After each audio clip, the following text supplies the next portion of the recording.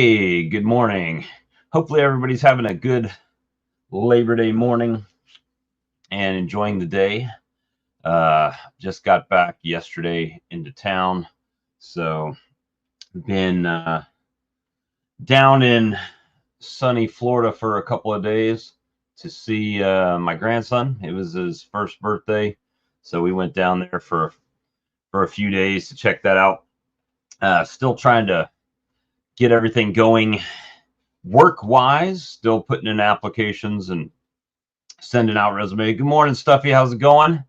Hopefully you're having a good day. Hey, David, good to see you. Jeff, good morning. Hopefully everybody's doing well and has a good day planned. Hey, Mike, and just trying to get things on track. So it's been about 6 months or so since I've left the workforce, and I've been putting in applications diligently because it is time. It is getting tight financially, and until we sell a bunch of honey, it's going to be kind of struggling around here, you could say the least. But we're putting our best foot forward on that account. So we're really in the bee yard, it's after the honey flow. We've got some goldenrod that has started to bloom, I noticed on the way back. So hopefully that helps the bees out. Been doing very little feeding. I'm getting ready to put what I hope is my last round of Appy tablets for this year into the colonies. It has been 1 year since I started using Appy tablets, and it has been the only thing that I've put in the hive. As far as I won't say supplement per se, because I've used a little bit of Apis Biologics in my liquid feeds, but it's been the only thing I've used for any pest control at all in the colonies, and we seem to be doing pretty good so far. So, not when I say pretty good, that doesn't mean that I haven't experienced any losses yet, but it could be from a variety of things, right? It could be from hive beetles, it could be from rob outs, it could be wax moths, something like that. But as far as I know, no just elimination or disease due to mites so far. Things can always change.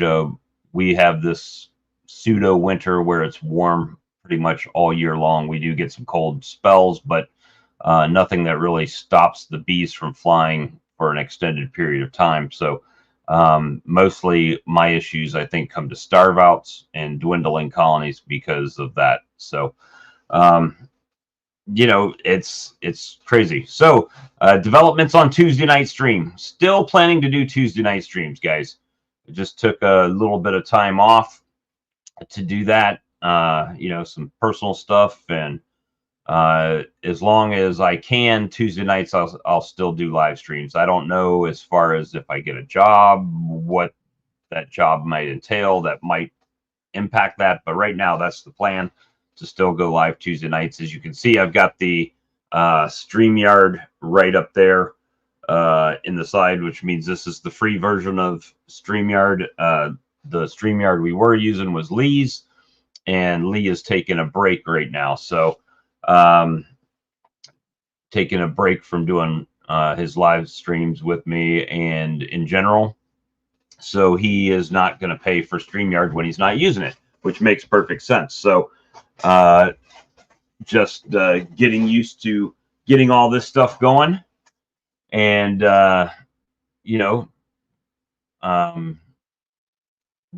that's it. There's really not much happening.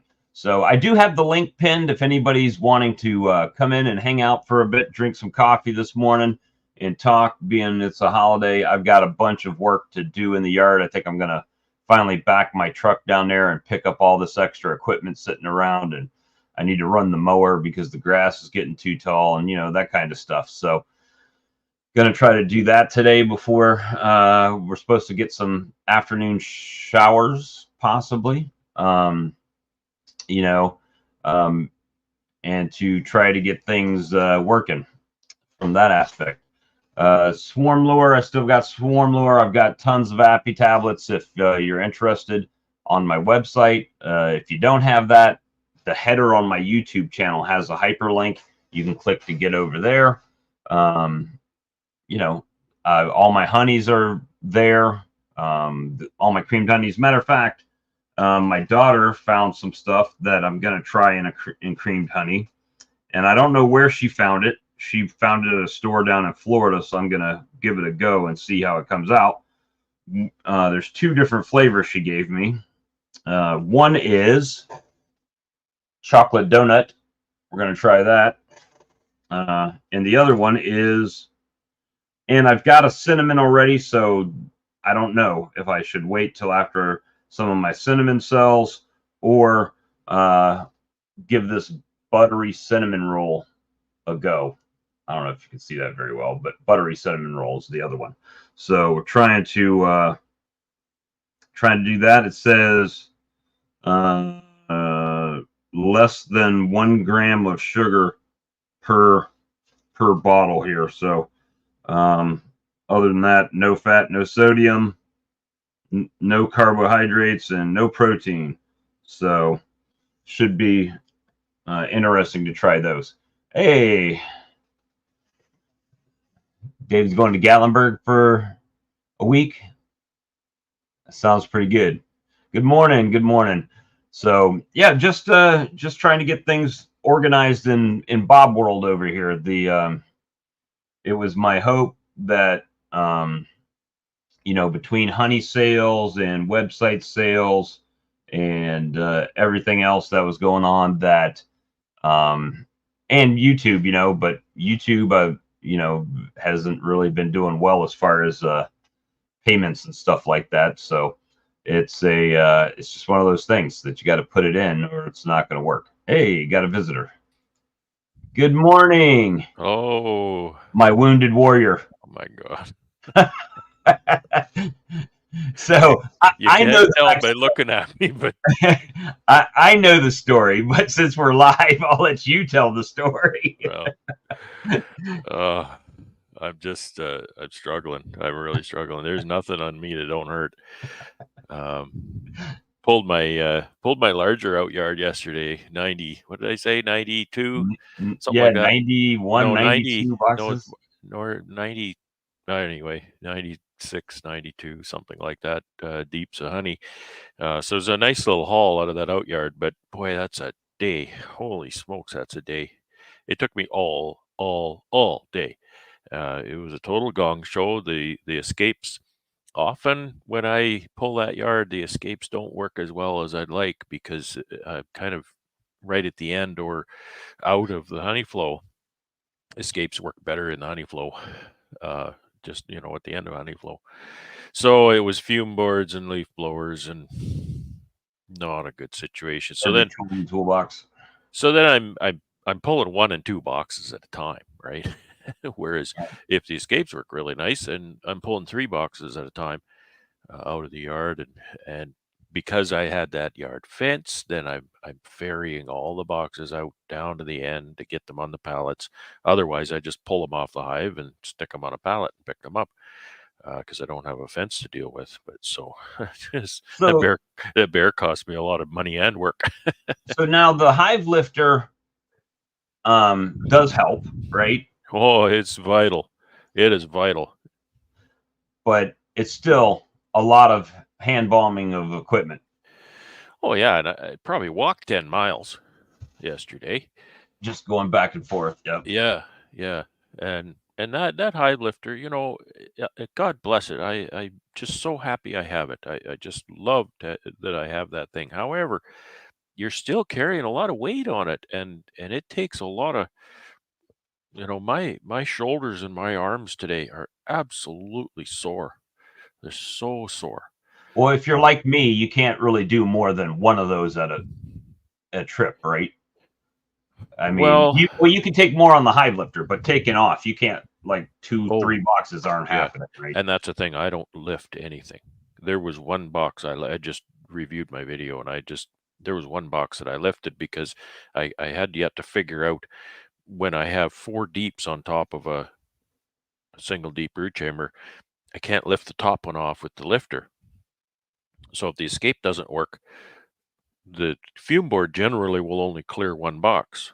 So I'm kind of hooped. So the first time I cracked that top box and I muscled it off. But then I figured out, well, it's actually clear in the top 2 boxes pretty good. So then I would crack 2 and take them away.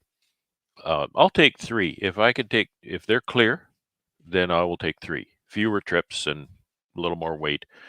The machine, as far as the machine lifting it, the machine will lift 5 easy, but you can't control it. Well, and that's the other thing. That only takes the weight of you holding it.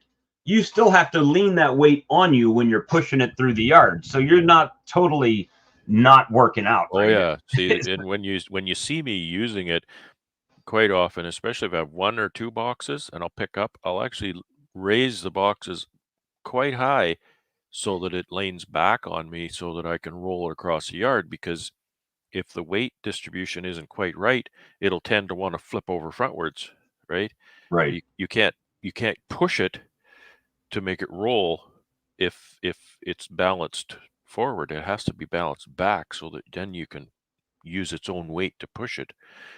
So you end up carrying quite a bit of weight, even at that. Well, Brad and I spoke yesterday, and I made a comment to him, which I'm going to reiterate. I'm not saying people haven't done some amazing things this year with their apiaries, but out of all the beekeepers I know, and I don't know everybody's intricacies, I do know a lot of yours. So I am most impressed by the rebound in your yard. I mean, essentially you started all the way over. Pretty well. It's remarkable, really. And it was a boatload of work. Yeah. Oh yeah. There's a lot of sweat equity. Nobody wants to take that away from you at all. But I'm just saying, from going from 175 colonies to 3, right, to back to where you are now, which is what, 150 maybe? 140, 150, somewhere in there. Yeah. So 150, but that's bonkers.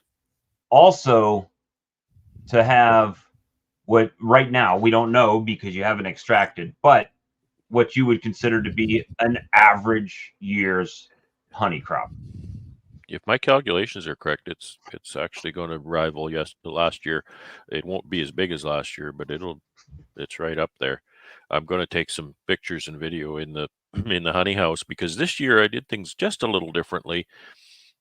I harvested all of my honey, so it's all in the honey house right now.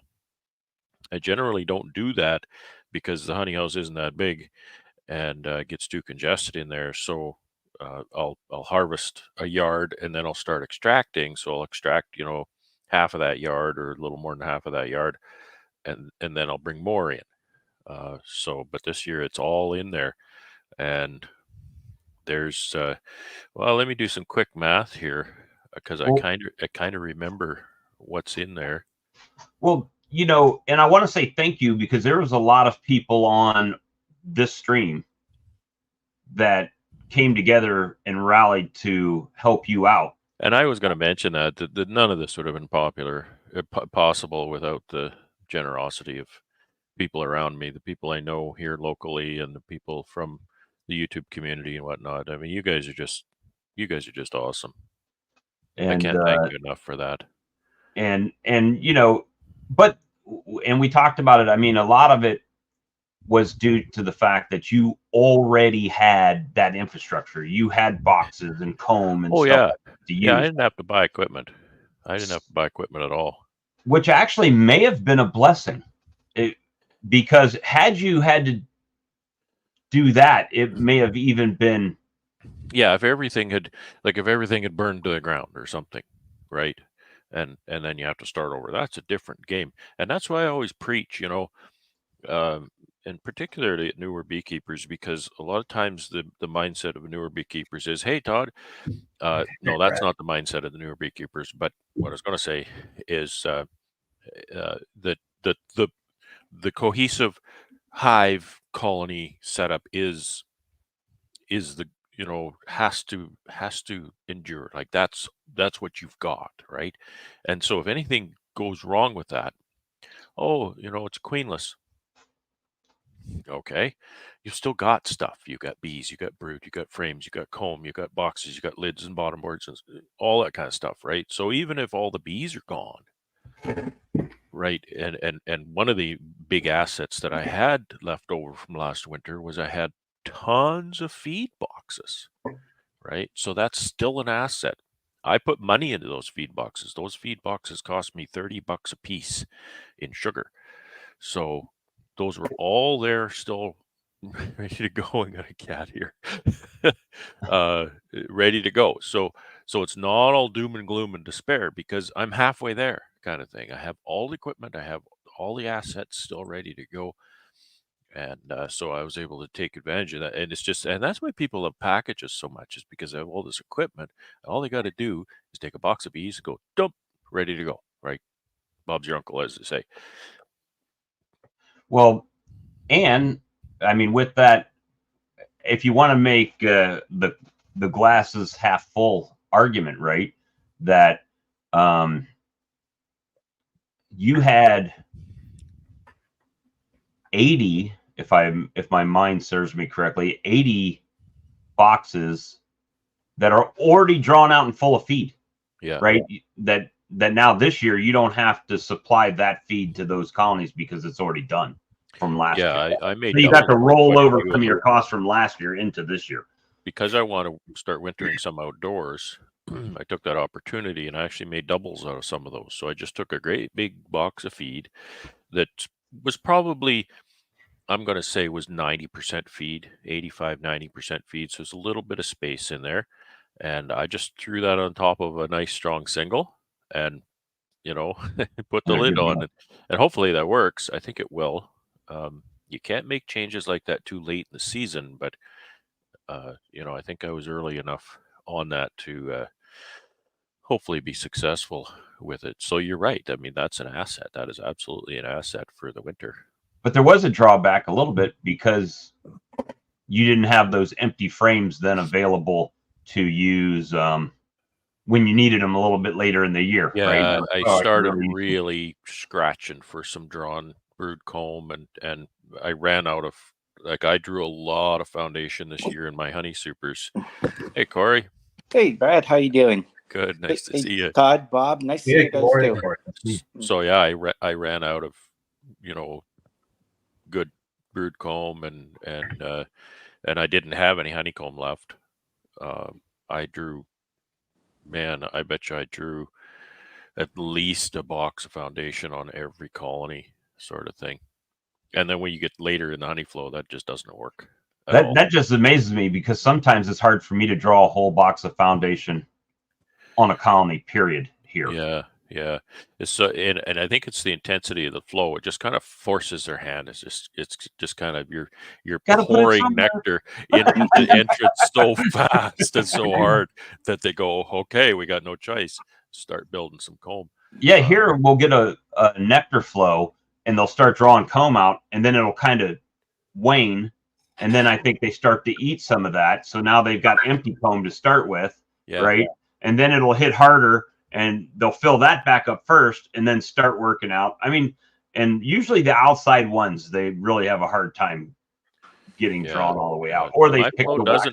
My flow doesn't ebb and flow, as they say, like that really very much at all. It's hard and fast. Like last week of June or so, it just floodgate opens, and it stays open for 2 to 3 weeks, and then it slowly closes for another 3 weeks or so, and that's it. Well, you were going to crunch some numbers before I so rudely interrupted you with some more interesting facts. So do you remember what numbers you were going to crunch at this point? 300. 300. So there's about 300 deeps of honey in the honey house right now. Wow. That I need to get through. So So that's 100 cycles in my extractor because it holds about 3 boxes. I haven't even started my final pull yet. I haven't even put the Beescapes on. I'll start that probably on Wednesday or Thursday. I'll put Do you have a little bit of a flow yet still? It's getting to the very tail ends, but the goldenrod's still producing a little bit. But other than that, it's getting to be scraps mostly now. It's time. Yeah. I every year I say I got to build more escapes, and every year I don't, and then every year it's kind of like, if I just had more escapes, this would be a whole lot easier. So I got to get off my butt and build some escapes this winter. Yeah, I lucked out on that. Well, I don't know if I lucked out or not, but previously I used to winter outdoors, and I had all those winter inner covers, the thicker ones. And whenever I decided to winter indoors, everything had changed, So I have all these outside winter covers with the thicker ones. Maybe they're about 2.5 inches or whatever. I just turned them all into the Quebec style Beescapes, Nice. and they work great, Yeah, they do work great. I like them actually better than the cone ones right now because they're tougher. It seems like I'm always repairing the screens on the cone. I kind of poked a hole in one of my conicals yesterday, and just kind of because they're pretty easy. There's a lot of screen there. Yeah, but they work. The Quebecs are a little bit heavier because they got that sheet of plywood in there, but I can be a little less discriminating when I'm tossing them around into a pile. Well, I watched Todd's video. I guess it was a short.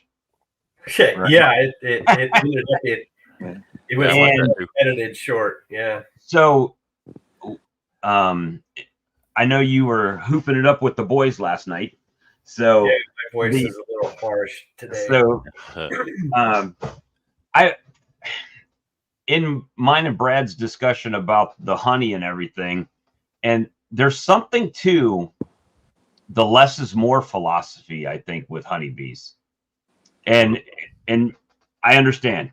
I'm talking from the rose-colored glasses of I'm a singular guy doing as much work as I can do individually, right? I'm not talking about unlimited pockets that I can hire 10 people to come and do my work with me, and you guys understand. Nothing's wrong with those guys. I'm just saying that's not me. That's not what I'm doing.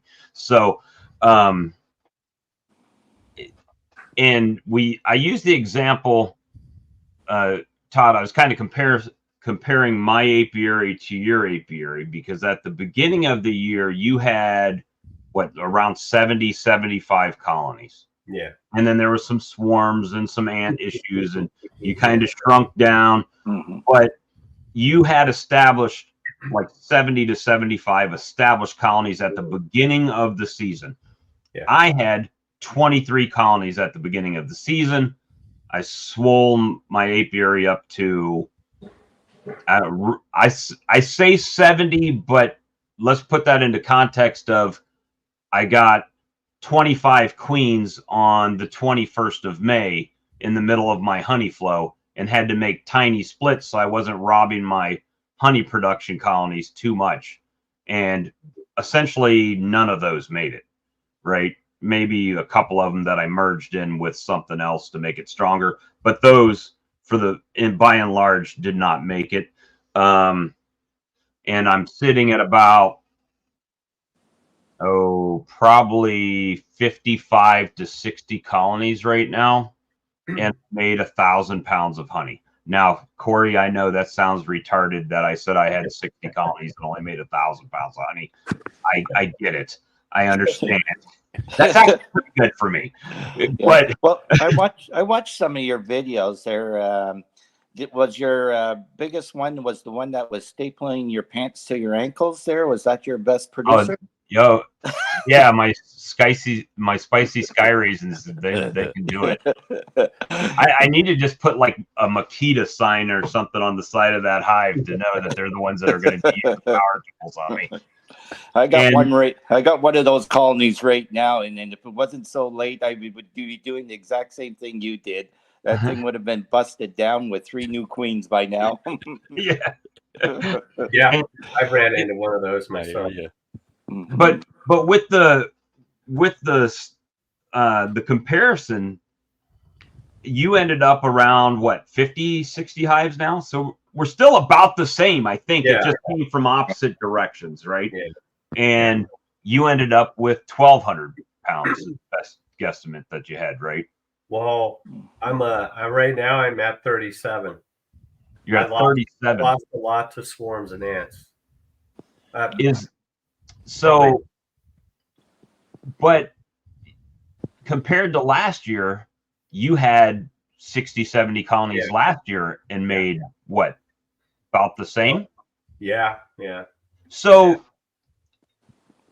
I guess that in my mind, that says, does that mean that apiary for where you're at is oversaturated, that you can get the same amount of honey using less colonies, which means, now let's look from a business aspect, right? You're making the same amount of end result money with less costs. You got less feed, less treatments, less everything on the same, on 40 or 35 colonies that you had on 70.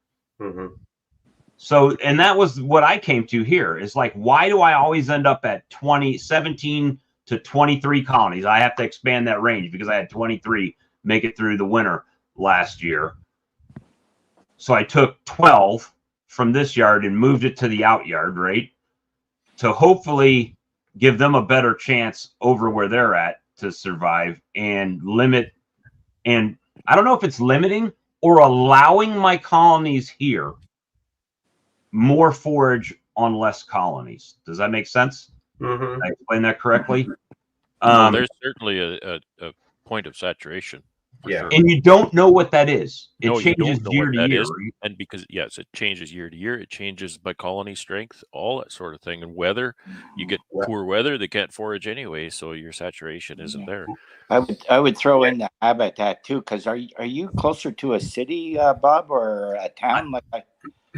I've got to drive 9 miles to get to Walmart, right? So it's not like bread where I have to drive an hour each way to get anywhere, right? But it's, I want a biscuit. Well, no, I don't feel like driving. I would be the skinniest guy because I'd be too lazy to drive. You better get the oven warmed up. Yeah, that's it. I'm like, it's not worth that. I don't live in the boonies, but you could see it from my house. Right. Yeah. So, I have lots of woods, but I don't know that I have any magical basswood trees out there, right?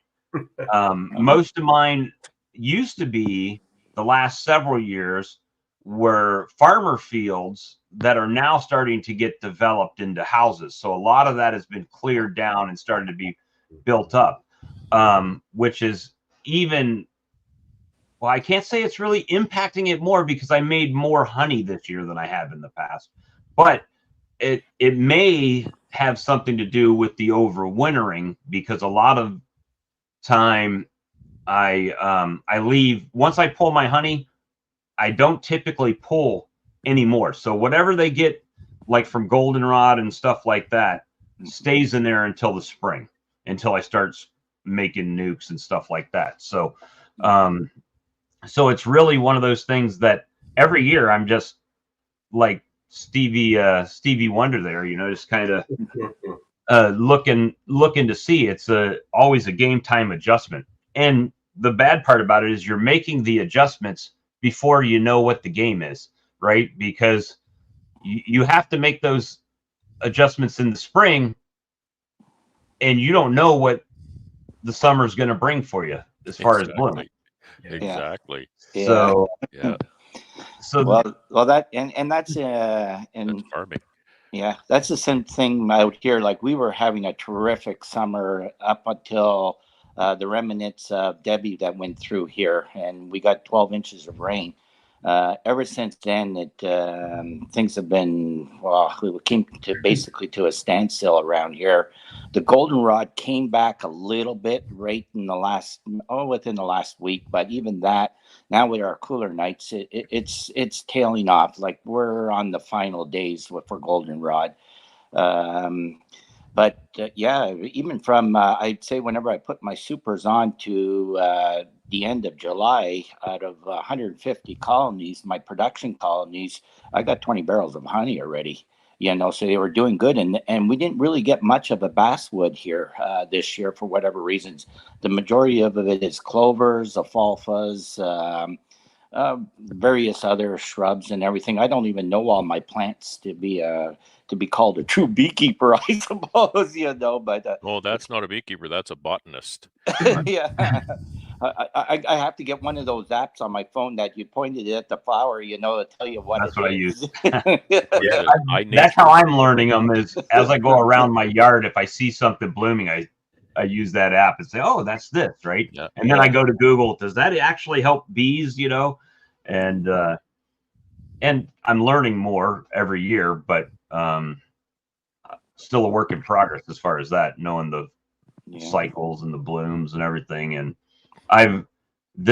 doing chats like this has really helped me, I think, expand my base as a beekeeper, at least from trying different things, right? I was doing stuff here based on stuff that, talking to Brad, talking to Ian, talking to Todd, stuff that people down here don't do, right? They're like, why are you putting pollen patty on in June? I'm sorry, not June, in December, right? Well, because it's 75 degrees outside and I need these bees 3 months from now to be at their apex. I need them pumping. And if they're not, then I need to give them what they need to get them to that point. So your December is my April. Right. So I have to start way ahead. But if you were to go to a bee club meeting here or look at the state beekeeping calendar, nowhere does it say feed pollen supplement in December, right? Because I'm trying to stimulate that queen to get a little bit of a jump. So by March, I can make some splits. And then the pollen starts coming in. They're going to expand back. And then, April 1st, nectar flow, ready to go, right? So that's just things I do now. Like last year, I overwintered everything in singles. Yeah. Did it work? I mean, I got 5 more hives than I did previously.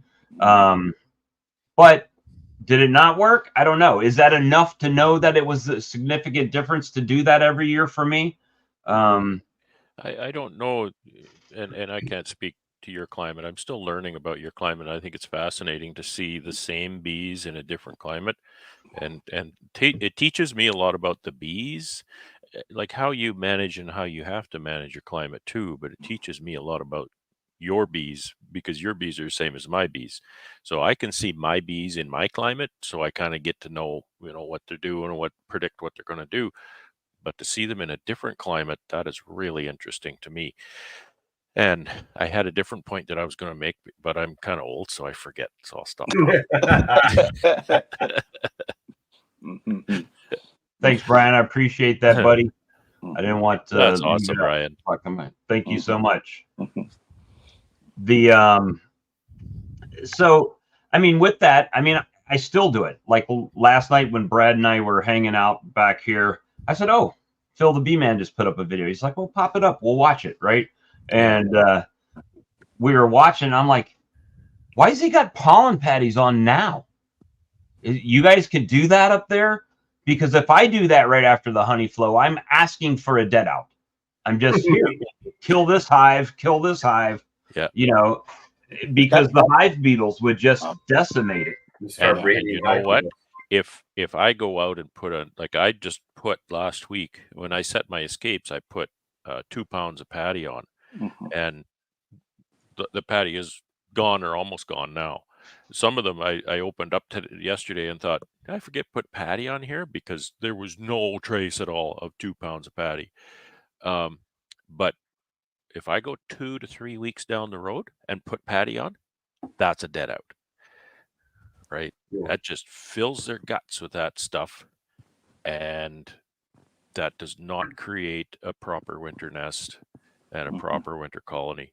That is bad news, because they're not going to poop, right? They could stop pooping the second week in October here. I mean, it could go later, but we have had winter arrive the first or second week of October here.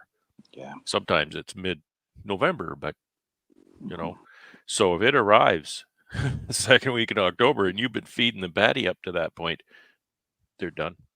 Well, another thing I learned this year was I'm gonna say it in a funny way, and then I'll explain it. Be a lazier beekeeper. Being a lazier beekeeper has helped me this year. I don't need encouragement.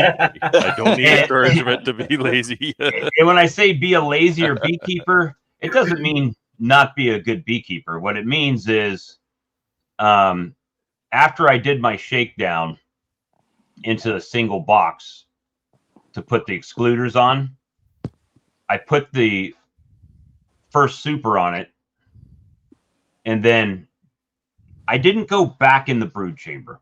There was no need for me to go back in that brood chamber unless when I looked at the top after a couple of weeks and I didn't see anything going on good, like bees coming up or, them storing nectar, then I would remove that and go in. But for the most part, what I found is that putting that box on there, I could manage. I hate to say manage the brood chamber because I really didn't, but I could tell if there was something off going on in the brood chamber based on the amount of bees in the honey super. And if that's not happening, and if it is happening, I'm sorry, I could just keep that going until I had to get down there. Otherwise, every time you break that box, and maybe it's just me, maybe I'm the only guy that pulls a frame out and starts moving frames around and then puts that frame back maybe on the end to cut a second off of doing it. And then I feel like then when the bees come back up, it's almost like they have to reassess the whole thing to see where everything's at and where they need to go over here now to finish that frame out. And you're actually taking time off of what they actually need to be doing. You're setting them back. It might even just be a little bit. There's a lot to that, and in the context of my season, I have to be a lot more careful with that as the days progress. Once I get to this point in my season, done. I'm not going to be making any more. Hey, Morgan, changes. The colony, they're setting themselves up. They're getting that momentum and that going down that track. And if you suddenly throw a switch in that track and send them off on a different track or turn that track into a road, then we're not driving a train anymore. Now we're driving a car, right? They can't react to that. Yeah, I'm the same way too. I'm the same way too, Brad. Once I shake the queens down into the bottom brood box, I don't go back in there unless there's a serious problem. And I gotta either if it's a queenless. If I still have time and I still have queens, I'll requeen. But other than that, it would be a shakeout. I kind of made a double out of a single yesterday. Kind of not really, but all I did was take I had set my escapes last week, so I'd taken all my queen excluders out. And then when I went to harvest, the box directly above the escape had some brood in it. I thought, oh, okay. And I didn't want to take the time, find the queen, shuffle everything around in the bottom and all that kind of stuff. So I took the escape out, dropped that second box and slammed the lid. So now I've got a double. So it was a single, now it's a double, but not really because it was always there to begin with. Okay. Right? Yeah. They've got some honey in the second box. They've got some brood. They've got that nest kind of established in there. So I think they'll be okay. Thank you so much for that, Brian. That's too kind. I appreciate it. Thank you so much. That's great. That's huge. Wow. Very nice. Very nice, Brian. Heavy hitters today. Wow. Now, as long as YouTube does their part and actually pays me. Oh, the bar is set, everybody. Do you get trouble with that, Bob? Sir? Do you get trouble with that? Do they pay you? They do. I haven't had an issue per se, but they have a threshold, right? That you have to make over a certain amount before they'll actually pay it out. Oh, and it's generally $100. So if you're at $98, those two supers have put you over threshold by themselves. Yeah, it'll roll to the next month, and then if it's still not enough, it'll roll to the next month. So okay. That's kind of what's late been October happening. Before he sees any of that, and YouTube takes a substantial cut of that too. Thank you, Morgan. Morgan's sitting right awesome, here, Morgan. dropping some bucks in there. It's awesome. Yeah, I'm Thanks, talking buddy. on here. I'll just stuff on the chat. So Morgan made a solar wax melter, and how did it work out? I saw that it was pretty clean wax. The last pass you sent me on a photo. Yeah, it's going to have to go again today because the shade got over it, and we lost a little bit of sun for a little while. It's got it all melted down, but then it solidified before it was able all to get dripped down into my collection pin. So it's out there today to get some more sun, and hopefully it seems like it's working. I may have to take the screen out and make a larger screen. It might be too fine or something. I don't know yet. My lunar melter broke. It broke. Yeah, so I had some solar panels put on the roof, and I think the guys solar powered solar wax melter. Yeah, I'm not there yet. But I think they started playing target practice with like 3-inch long lag bolts because, I was mowing the yard and all of a sudden I heard a. Hey, that might be a thing.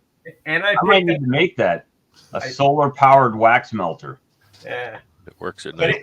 But anyway, they broke the glass broke, and it was 1/4-inch glass, and there was no way it could break. And I found little lag bolts here and there around the box, and I was like, They were playing yard darts from back in the day. Yeah. That's what I should do. I should get a little small solar panel and a battery. So at night, when the sun goes down, the heating element underneath the bottom of that tray heats up and finishes melting your wax out for you. 24-hour solar wax melter. I'm not going to say it. My lunar. Then we could have the lunar wax melter for You're real. Baiting me, but I'm not going to say it. It worked really good 1 or 2 days of the month when the moon was full. When the moon was full. Only in California could you have a lunar wax melter that actually works. Eh? But it only works. Its motion's activated by wax moth flying in front of it. Oh my God! The switches on the little yard lights that are solar activated turn the yard light on. If you took that switch out and put it on your element, so whenever it went down, it turned the element on from the battery. Then you. Now we're over engineering. Am I on an episode of Tim the Tool Man here? Get a 30,000 lumen Q-beam flashlight, and then what happens is when it goes down, it just trips the flashlight on, and it just irradiates the thing. You'd have to call that a Rube Goldberg wax melter. Hey, I might be able to join the Possum Club. Red might let me in. Yeah. Omni quando fluncus mortati. Yeah. I just used a black tote. Took a 5-gallon bucket and cut the bottom off of it, and I put up one of those rubberized dog dishes or whatever you'll call them in the bottom for a catch pan, and then put a metal funnel with a screen on it that sits on where it cuts out and lets it drip that in, and put a sheet of glass over top of it. And it worked pretty good. Throw some lug bolts at it. See what happens. Anybody who's building, I wanted to build one, but I bought one last year. It was working really great. And the way the guy built this one, it's at a really heavy rake. I probably would not make it quite that steep, but one of the things I really like what he did is he made it wide enough to actually put a frame in there. And whereas I don't use wax foundation, you can't melt comb off a plastic foundation without ruining it. If you have a foundationless frame, you can stack them in there like honeycomb frames, which I use. I clean those up in my solar wax melter. But also, I put my metal queen excluders in there. I take them off, I'll stack them up. I could put about 6 or 8 of them in there stacked up. I'll leave them in there for a hot day or a couple days, and that just melts all the wax off of those queen excluders. And besides kind of cleaning them up, then I get to recover that wax. So if you're going to build one, that's one dimension I would suggest that you try to adhere to is make it big enough to put a frame or a queen excluder or something in there to help you clean that up. It works really great. Don't put plastic ones in there. Yeah. Are you guys having difficulty, or are you guys having an infestation of wax moth in your areas mostly, or? I wouldn't say it's any worse than normal here. Oh, it's really bad here. Yeah, it's bad down here. And somehow or another, they got into my sea can. And that sea can is usually sealed pretty good. Oh, yeah. Somehow or another, they got in and made a mess of some of my old comb, my used comb. Well, I got last year was the first year that I put my honey supers and my comb inside my honey house, and it was also the worst wax moth problem I had ever.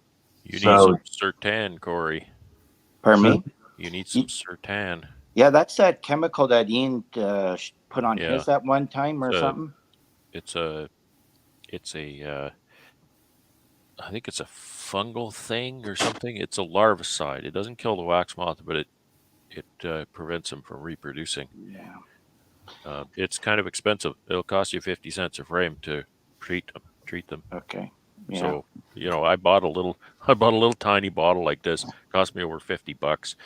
I haven't cracked it yet, but I just thought, I'd like to have some on hand in case I just have a situation where I want to treat some frames. And there's no limitation on the shelf life of the thing.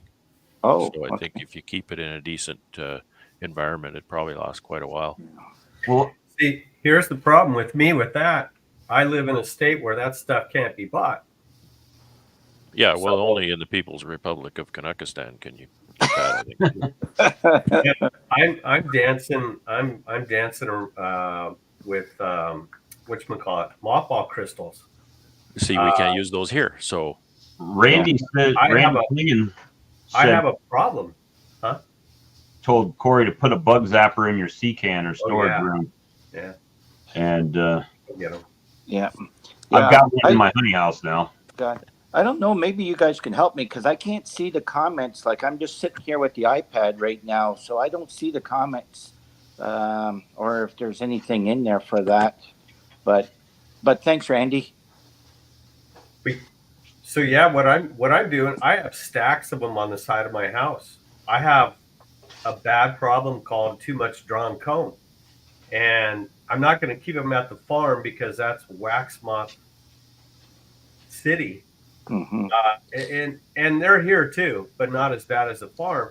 So I have them wrapped up in plastic, and at the top I have an empty box on top, and on the frames below in the next box I have a double paper plate thing, and I just dump the mothballs on there.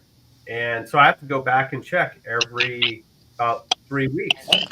Otherwise, they dissolve and then they become unprotected if the box stack is leaking and it leaks out the gas at the bottom. So I need more Timmies. I'll be right back. You're not the only one. Yeah, I had to refill. Yeah. But wax must have been bad here this year. Bad. Normally, I have all my comb and everything out on the colonies at this time. But last year, I had a little bit of higher mortality last winter. So I had some extra stuff, extra feed frames that I wasn't able to put into the nukes because we went straight into our honey flow. So obviously, you want to keep the space. But so I put it in the sea can thinking it would be sealed, and sure as crap, they got in.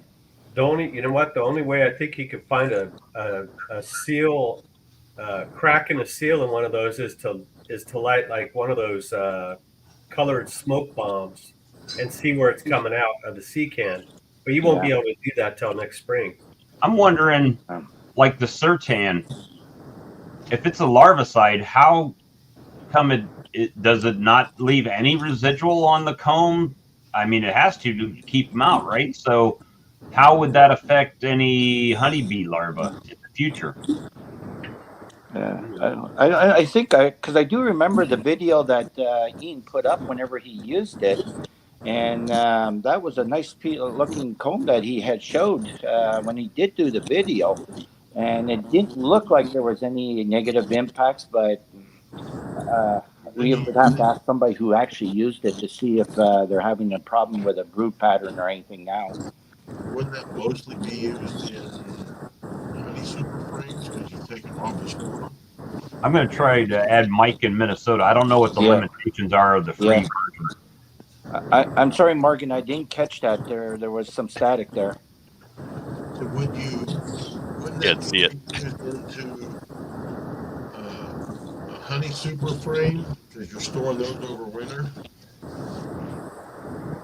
Over winter, the cold will kill any wax moth. I don't have an issue there. It's just July, August, and early September that we have our biggest problems for wax moth here. Over winter, old man winter takes care of everything. Winter's a great equalizer here. Yeah. A long one. Yeah. Hey, Mike, I want to add you in, but I'm at a limit of the number of people that can be in the room at the moment on the free version. So bear with us and see if somebody drops out, I can bring you in. Otherwise, we're stuck at the moment. And James, if you want there, Bob, I can drop off. I mean, I'm on my way out to the honey barn as we speak, but I can drop off and then join again a little bit later if you'd like. Yep, that would be great, man. And that way we can see your setup. I saw your video, so I'm interested to see what you got. Oh man, that thing is a lifesaver. Let me tell you. Well, I can drop off too. There, I'm ready for another Timmy's as well. Okay, never mind. You can still get up and get your Timmy's, and we'll be fine. All right, be patient with me. Minnesota Mike. Yeah. Hey, Mike. I just picked up my little bottle of Sertan. Look at that great big bottle you get for $50. Holy moly! But I got to ask, what's a Timmy? Tim Hortons coffee. That's what we call coffee in Canada. Canada Starbucks. Okay. It's the blue collar Starbucks. The blue. Oh, yeah. We had one in Forest Lake for a little bit, a little town to the east of us. Everyone's been talking about wax moths, and I can't remember. Russell and I were talking about Scoopman, but I want to show you guys what I got here. I've got a table stacked up, so you can't quite see, but I've got all my supers side stacked on 4x4s with about a 2-inch gap between them, and I never have a problem with wax moths. Those brood comb? If I have a wax moth get in there, they may start like a 2-inch patch, but then they die off. Does it have brood comb in it as well, Mike? Is that brood comb or? Oh yeah. Yeah, brood comb and honeycomb. Okay. I think what's going on, there's just enough airspace in there, and I think, I can't remember, Russell was saying that something like Bruce's Bees or somebody does something similar to it. Oh, Mike. Mike Berry. Go ahead. Mike Berry. Yeah. That will be in new. If you do get some like that minuscule or smaller wax moth damage, will the bees repair that part of the Oh, yeah, they'll rip it out and fix it if they need to. Anyways, I'm sorry. I just wanted to jump in there and then. Is they poop, right? They'll poop in everything. So, you want to clean that up. At least you don't have cats with diarrhea. Yeah. Well. No, I just wanted to jump in and just show you guys that configuration because I've just had great luck with it. So I put the porch on the back deck here, and I had an open wall going on there, and I thought, well, what the heck? Why don't I just stack them up there? I like are those grapes? They look great. Oh, you guys. Oh, this is crazy. I need to do a video on that. I'd get the morning sun would just beat on the back deck here through the tall white pines. It was just perfect. And so I planted these grapes about 4 years ago. And Are those wine grapes or table grapes? both. Both. I've Ah, got 4 varieties here because we've had grape infections come through the peninsula, and it just absolutely wiped out a variety of grapes. So I try to keep a variety going, and I have some now that I'm training to go up on the hives on the bump out here of the deck. So that'll eventually fill in and give them some shade too. So How'd you do for honey this year? only about 500 pounds. Off of how many colonies though? Let's see. That would have been 10 production. We had so much rain here. It was just insane. And we had the big problem that everybody else in Minnesota in this part of, and then eastern Wisconsin too, where they were just swarming constantly. And if you weren't going through your hives, you guys were talking about going through the hives. Yeah, you had to go through them like every week. And otherwise you just could not keep up with them. Just brutal. So, Mike, how does that compare for your personal average? I know that's close to national average for you. So how does that compare? If I run these things right, I should be getting, at least 100 to 120 pounds per hive. Yeah. So you're more like I am as far as yield goes. Yeah. And my yield is very low for this area because I'm not on ag crop. Oh, that's right. Like a guy like Ian and Phil and whatnot, they sit on canola fields and whatnot, and they'll pull in 2 to 3 times as much as I will. Yeah. On that. But Russell Koopman got me into doing incremental harvesting too. So I opened up. I think we pulled a lot of frames between he and I that were like 3/4 to 1/3 capped. Yeah. And then we just put them in the dry room. Yeah. And I really like that because then you had, you had no need to uncap. You weren't damaging the comb. We put them right back on and kind of go from there. So it worked out pretty good that way. You don't get to see those really tall stacks. I like to see those really tall stacks in the apiary. It's really nice to see. And then it's if they're taller than I am, boy, I'm happy with that too. But I had tall stacks. They just weren't all filled with honey. Like my one out yard there you saw in the video that had 5 deeps on a single. Yeah. At one height. Oh, that's a glorious thing there, sir. Yeah, it's nice. I need a step ladder for those. Oh yeah, they're 6.5 feet tall. Yeah, so my one of my friends here on the other side of the lake, he runs about 50 to 100 hives, depends. I think he's got 80 this year right now. And his yard, there's a river that goes between Minnesota and Wisconsin. It's called the St. Croix. It's pristine. You can drink out of that thing. It's on the other side of that. And he had stacks so high in that yard in Wisconsin that I did bring a stepladder with. I was pissed because I didn't know what I was getting into. It got a little worse though because we filled up the entire back end of the pickup truck, deep bed pickup truck with about 5 to 6 high supers. And we're driving back, and I thought, oh, thank God that's over. Well, I forgot we had to unload them.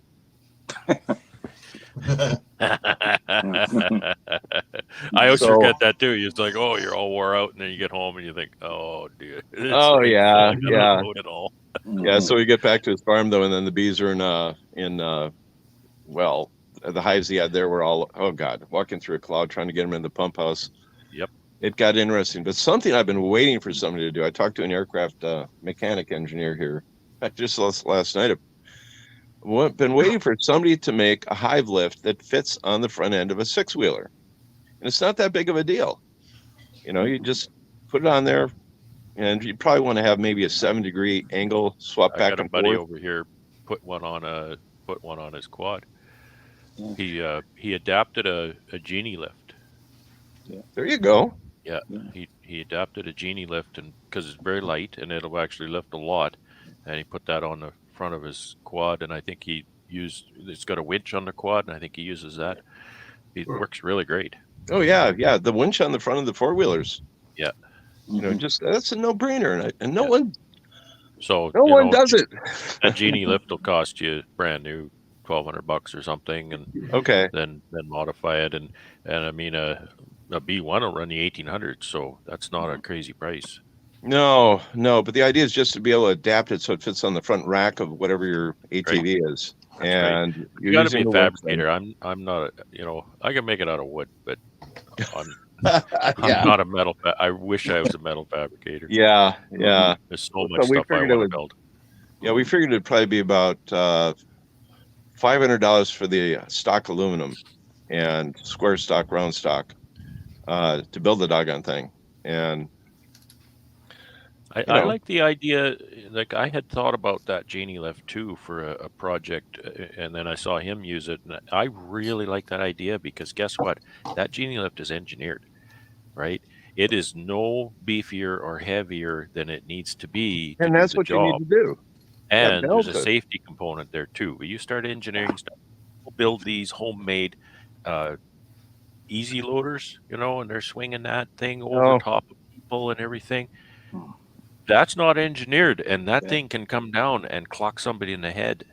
And you get hit in the head with something, you could be done either, dead Absolutely. or disabled the rest of your life. That's not anything to fool around with. No. Head injuries are that's a game changer. That's the end of the story there. But that's why we brought this aircraft guy in, and some of the precision. He built a pantry door in his cabin here that's has hinges from a 747 on the thing. I looked at it like, Jim, what the heck is this? Well, DC's that's got what I'm used to. Gentlemen, I'm going to cut out. DC. I'll be back on if you're later. All right, Morgan. Okay. Hey, I Morgan. got to run here too. Have a great God day. bless. Happy Labor Day. Happy Hey, Labor Mike, Day. happy Labor Day. Your day. Bye-bye. Speaking of dangers in life, the life specifically, I wanted to wish a friend of mine from Canada, Mike Gordon, at Dancing Bee's birthdays today. So, well, happy birthday, Mike. Happy birthday, Mike. That's awesome. I did send him one on Facebook, but who knows? He might watch the stream. I should send him a link and say, "Come on, join us He for your does birthday." watch a lot of this stuff. He's very engaged. I like that about Mike. And they're also one of my customers, so I appreciate it for that. The conversation about lifts, DC, and this is something he commented on my channel one time. I never really replied. He says, "What about a lift that would fit the little tractor you have?" The problem with that, and I've thought about it, don't you think I haven't? It'll lift pallets and everything just fine because it's less precise work. If you were to try to sit on that tractor way back from, your stack of boxes and get, what's that? Can't see the blades. Well, even if you're lifting up here, if you're trying to lift boxes off the thing and get those little hand flappers to go in the handholds and whatnot, that's pretty precise work, and it would be pretty difficult to lift boxes. And my buddy with the lift on his quad, he doesn't do that. He lifts pallets with it to load on the truck. Yeah. Plus the fact that when I'm using my hive lifter, more often than not, I'm holding the handle with one hand while I got my hive tool cracking the box with the other hand, giving it some pressure to crack the box. You sitting on the tractor, you can't do that because it's just 10 feet ahead of you. Brad, I had modified. Go Go ahead, ahead, Todd. Sorry, I didn't mean to interrupt. Brad, that reminded me. I wanted to ask you about your lifter. Is the hydraulics, is that system leaking a little bit? Because it looks like when you have that stack on, it slowly starts going down. So I don't know if there's a leak in it or it's what. not hydraulic, but it does creep down. If I get I have more than 2 boxes on it, it will eventually go down. Okay. I'm not really sure what to. Sometimes I can use that to my advantage, because if I'm setting escapes, I can lift 3 or 4 deeps up, and I only have to lift it this far, and then set the escape. And sometimes it's nice to lower it a lot more slowly so you can get it aligned up real good. And if you hit the switch, it comes down pretty fast. So I can get it close, and then just kind of, I don't have to touch the switch. I can have my hands on the boxes, get it aligned just right, and wait, and it'll just kind of creep down, and then it eventually sits on the. So I mean, sometimes I can use that as advantage. Sometimes I hate it because it's like I want it to sit. And that's why when I lift 3 or 4, I'll swing it around and set it down on a box, do my work, pick it up, swing it back around and put it back. So it's a little more work, but yeah. Yeah, What you're about right. one of those I don't know exactly what they call it. Todd probably knows, but you know the trucks that bring the sod in, the pallets of sod, they have the like the forklift right on the Yeah. back. Yeah, I forgot what those are called. Lower it down Yeah. and pull it out, and then Yeah. do that. Yeah. We had one That of seems those. like it'd be the perfect thing for a beekeeper because you just load it on the back, right? And Yeah. then you're pulling it behind you on the. Yeah, Phil had one of those. It was a really old one. He called it a spider. Spider. Yeah, that's what they're called. They're called Yeah. spiders. Yeah. Well, there's different different kinds, but yeah, ton of money, and you know you need a pretty serious truck to put that thing on. And I usually do- they're 3 wheels, and that's not, you know, when you're putting bees and almonds in the wintertime when the ground's all muddy, Yeah. that doesn't work very well on 3 Yeah. wheels. So what was Corey gonna throw Well, in here? I was going to mention you were talking about your lifter, Brad, and I have one exactly the same as you. I do have one. I seldom use it because I find it too slow. You know, I do mostly hand bombing. But what I did with mine, because if you guys ever seen my videos, you'll see that all my colonies are on stands. So I could never lift high enough with that lifter to even put on a bee escape. So what I ended up doing was I took the front part off and I put a strut in between. So now it's basically a walk behind forklift. It goes. I can lift that up probably 12 feet now if I wanted to. But as you said, yeah, if you try that, something's going to fall on your head because the weight is all off balance. You know, if I had to do it again, like I had used struts that you see that the electricians would use to hang wire. So it's made out of steel. I should have used aluminum. That would have been better and lighter. But God, I basically use it for putting on bee escapes at this time because I can lift all the boxes up in one shot. And my wife normally pops the bee escape in while I'm holding on to the boxes. So between the two of us working together, it goes really well. And I can go through a yard pretty quick with it then. But other than that, I basically hand bomb everything yet. Yeah, DC was just saying my yard's on the side of a hill for no lifter for me. Yeah, 'cause if you were trying to use, my yards are not hilly at all, but sometimes there's a little tiny slope to them. Yeah. I get going uphill, trying to lift something uphill or put it back on the hive. There doesn't have to be much of a hill before it's a bear to get that thing back up there. It's really heavy. Yeah, for sure. Yeah, everything is pretty uneven out here.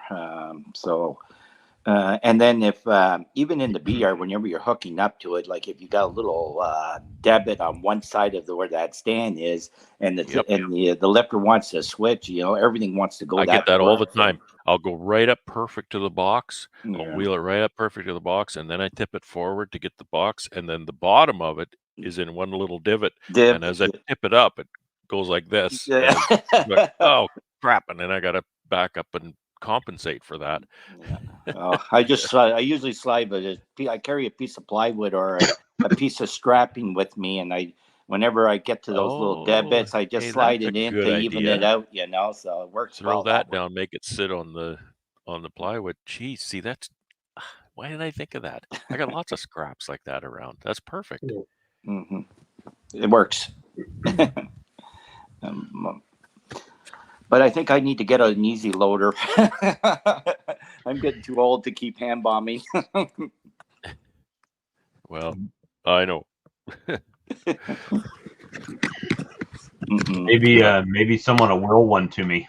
My buddy with the homemade easy loader, you may remember seeing it last fall moving bees in the snow. He just offered to come and help me move my bees home this year. So I think I'm going to take him up on it because it worked really nice. Okay. Yeah. Oh, yeah. Well, I like that easy loader. I think it was Keeman Reynolds interviewed a friend out in Hawaii that it sat on sliders on the back of his half ton or something or another. Yeah. that looked like it would work. It was a a little bit. really nifty rig. Yeah. It's just that he can't put, like, he can only put a few things in his truck. Like, you can't hardly haul anything. You can Yeah. haul 4 or 5 things, right? Yeah. And I don't really get that. Different model, right? Yeah. Maybe he's not going as far and he can make multiple trips or something. I don't know. Yeah. So Either why that or, you can't go that far? well, what I was wondering though, if you had one on the back of your half ton and you were carrying it and you had a trailer behind it, would you be able to drop the boxes in the trailer? Yeah, That get way you enough can do reach. more. Yeah. Yeah, for sure. Okay. Just trying to catch comments here. Yeah. Talking about temperature. So I Let's took talk about the weather. I took the perfect video yesterday. You know, when I shoot my videos, I don't edit. I just it's like a live. I just talk, Yeah, talk, we can talk, tell. and when I'm done, boom, post it. Oh, it's obvious.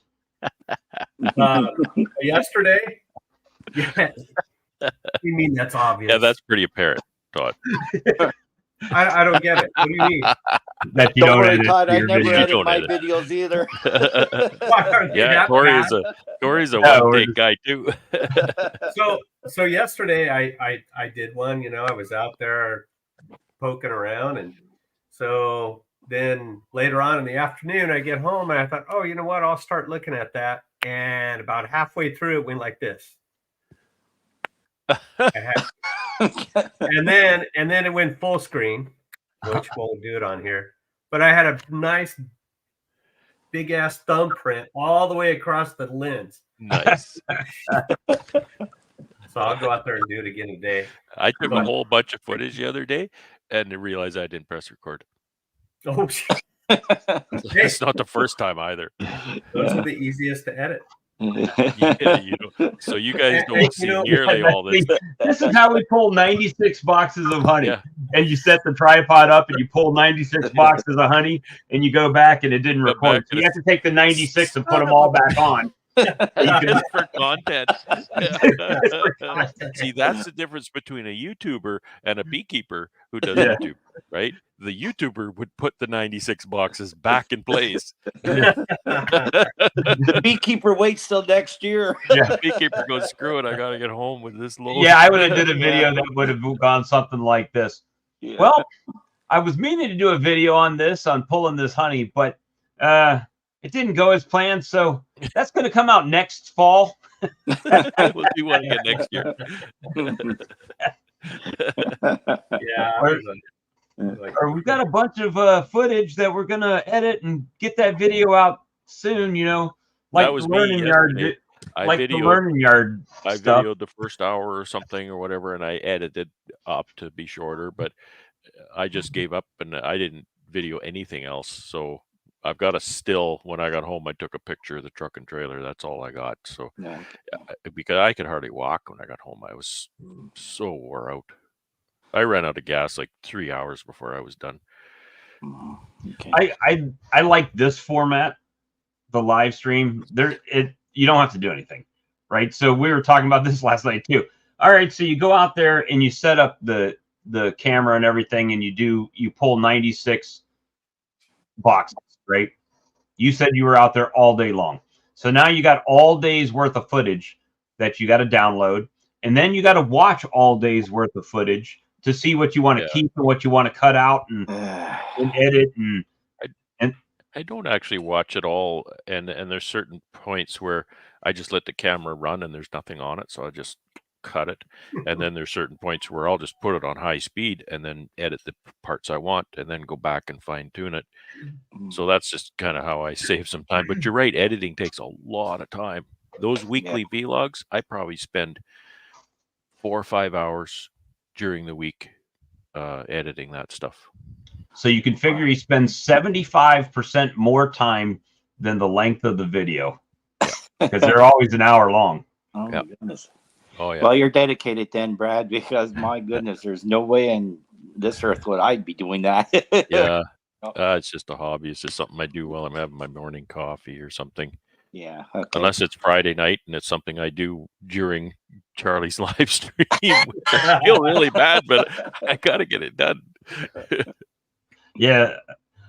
You know, gosh, So someone said something to me yesterday about me not going on a lot of other people's live streams anymore, right? Because like those people always come on my stream.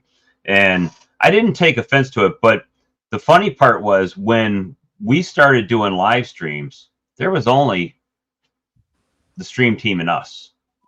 And when the stream team wasn't going, I was going Monday night, Tuesday night, Thursday night, Friday night, Saturday night. Then we would hang out on Sunday night, right? We were there every night. And then people started saying, well, maybe if you weren't on every night, you would get better viewership because leave them wanting more, right? The less is more thing. And so I started cutting that back to where I was maybe going one night by myself, no Mite Monday, right? And then Tuesday night we had our live stream. And then, well, then we got Grayson started Monday nights. Thursday night is Ricky Rourke. Friday night is Charlie. Saturday night is usually kind of open. Then Sunday night we got Gunline. And Wednesday night the stream team, right? So every night of the week now has a live stream just about. Yeah. So it was like, if I'm not going to do the live stream on my channel, right, and I'm not going to go 7 nights a week like I was doing, then the other thing is I know my personality, right? So if I go into a Tim and Hannah stream, it very quickly, I love their stream, but it very quickly becomes the Bob live stream on Tim and Hannah's channel. So it's subtraction by addition, right? So you're there to see their stream and their personalities, but my personality is kind of overbearing. Not kind of, it is very overbearing, but that's a whole different topic, right? But I realize that about myself, and I don't want to take away from what they're doing. No, for sure. With my personality. So it's not that I don't watch it. I watch it every week. However, I don't want to take away from what they're doing or what Charlie's doing on a Friday night. And let's be honest, some nights you just don't feel like doing anything. So it's like, if I commit to get on everybody's stream, I would be on everybody's stream every night of the week. So it's not that I'm not there watching, that I'm not supporting them, giving them watch hours and stuff. It's just that sometimes they have people on, and I don't want to take away from what they're doing, so I take myself out of the situation. So it's more of a respect thing for what they're trying to do than me not wanting to impede on them, right? I hear you on that too, Bob, and that's one of the reasons why I only do Facebook. I don't do YouTube. It's kind of along those. Well, first of all, I feel like a hypocrite because most of the stuff I learn about bees is on YouTube, so I learned it off to somebody to begin with, you know. So I just send them to their they send them to their channels is what it is. But I do the Facebook one just mostly for my own customers, really, just to show them what I'm doing. People who are buying honey off of me or nukes off of me, they get a little in depth of how I handle things and the care I put into my operation, so they know that they're getting quality stuff. It's very unlikely Brad out in Manitoba, which would be a 3-day drive for him, to come pick up bees here, right. So I'll leave the YouTubers do the YouTubing stuff. I'm always happy to join in and shoot with you. But one question for you, Bob, is today no Mite Monday afternoon? Today was holiday, woke up late and was going to hang out and talk to Brad on coffee, so I figured I'd do a live and make him have to come live. Yeah. Are we allowed to talk about mites? Oh, yeah. Well, oh, God, people are going to call me a conspiracy theorist. I posed a question out to Brad last night, which got us into some of our, well, not really deeper, but he had the KRTP came out and did some mite washes on his colonies and some testing. So my thing was, and this was not, I will have to disclaim this. This is not Brad's philosophy. This is Bob's philosophy. I'm noticing a lot of things that we do as beekeepers that don't seem to make a hill of beans a difference. And I say that, No. and it started. Yeah. Don't say that too quick. It started with Brad saying, well, the data shows that overwintering inside compared to overwintering outside is not statistically significant on the difference in losses of colonies. Correct.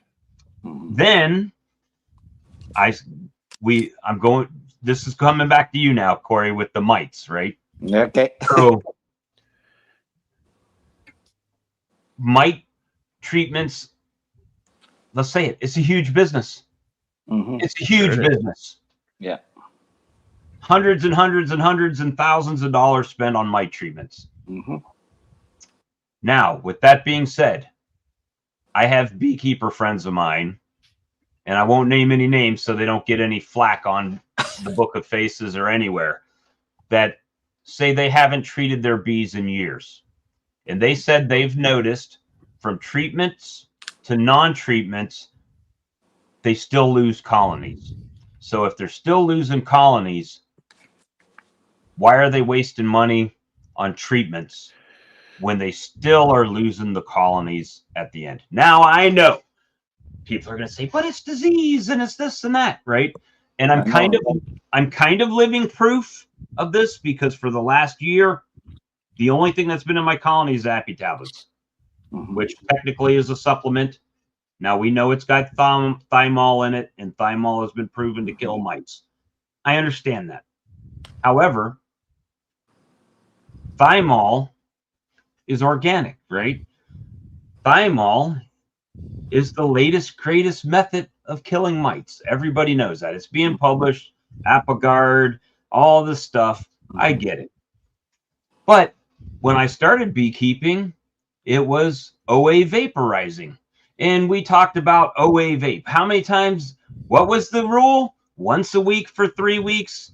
1 gram. I'm sorry. I think it was 1 gram per deep box is what the treatment was. Now it's, 4 grams. 4 grams is the minimum you need to use on oxalic acid for it to work. And you need to do it, one time every 3 to 5 days or something it's crazy. It just keeps changing how you got to do it. And then now you don't hear about OA as much. Now it's, well, the mites are resistant to my Apivar, so we can't use Apivar anymore. And now we're going to use this product B, or, Apiguard. Oh, well, it's killing some of my queens, or I wiped out all my nukes using it, or let's use Formic Pro. Up, I put it on and it killed 10%. So, and at the end of the day, with all that being said, we still have varroa mites. They're still doing their thing. Yeah. It hasn't, you would think, now, me being a logical guy, if these mites live on bees and our bees are in the colonies and we're continuously knocking down their reproductive cycle, that we'd be making a damn dent in it. But no, they've been here since 1988, and we can't cure it. So I'm going to show you something here, Bob, that will probably make your day. I don't know if you guys can see this, but take a look at this. Here, I can. I'm trying to make it bigger, Corey. Can you see that? These are my mite washes back in the end of June. And what I did, instead of using Apivard, I did use your Apitabbits instead. Look at all the zeros and ones. I had a couple of threes, but pretty much all zeros and ones. But even the 3, that's 1%. That's the limit, right? It's in the limit. Yeah. So this is at the end of June that I did those washes. I still have not done my September washes yet, which I will be doing as soon as I get my honey supers off. And I'm gonna wash all these exact same colonies because if you can see, I got them all numbered and documented. So I'll be up to go back to each colony, and I'm going to wash them again to see what the buildup over summer was. So we'll go from there. So as at this point, and we haven't talked since the last time you were on Alive. Yeah, probably. Yeah, I don't come on lives very often. I know. So Oh, Brad. then, and nobody, I mean, people here have seen Brad had fallen out and then came back. So I'll just ask, what's your impression? I mean, overall with that product, we haven't talked. You've tried them. Matter of fact, you didn't buy them from me even. You bought them from somewhere else. So yeah, they went through Dancing Bee here in Ontario, which is in the Port Hope area. So I got them off at Todd. Not Todd at Loma, Todd. Not that Todd. Not that Todd. Yeah. Very simple to use. You drop it in and you walk away, and you can leave it in until you got to put the honey supers on. You can't get any simpler to use than that. Apiary is not this easy to use. Does it do just as good a job as Apiary? I know I had resistance a couple of years ago where I lost 80% of my colonies. That was a couple of years ago, and I was in a panic then, so I obviously was trying to figure out, okay, what the hell went wrong here? So I have switched. I mean, I'm completely organic now. I don't use any synthetics anymore at all. I've used your Thymol or your Appy tablets, and then I do a Formic in June. So this might be some sort of side effect of these numbers too, because this testing was done just before I put the honey supers on to walk away, and I did do a 2-round formic acid, the meat pad style, just before I did these testing. And then come September, I already have the Appy tablets in stock here, so it's like they're going to go on as soon as my honey supers come off, and I'll be doing my washes to make sure if I need to do OAV treatments. I bought a third gun, so it's like I just don't take any chances. That 80% loss that 1 year was a real wake-up call for me, and it will happen if you let your guard down to everybody. So you got to do your washes, guys. That's about it. Here's something that I forget who, I think it was Ian that I was talking to in a chat, and he said, well, what if they haven't eaten all of the tablet but by the time to put the honey super on? I said, get a tote, scrape them off, throw the remnants in the tote, and then when you go back out, put them back in.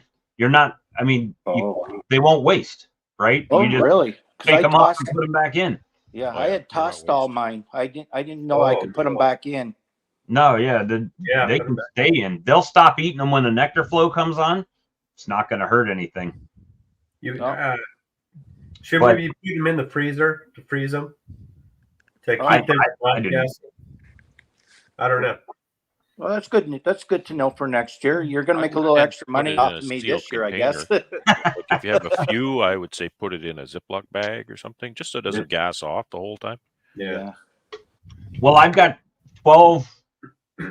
13 cases sitting in my kitchen. I don't smell thymol in there at all. No. Well, they're in the container, though. Yeah, they're still in the container. Yeah. So that's what I'm saying. Just, seal it in a Ziploc bag just so it kind of... Keep them fresh. Yeah, keep them fresh. Well, I just bought another 400 of them. So they are going to go on as soon as I take my supers off, and which will be toward next week for sure.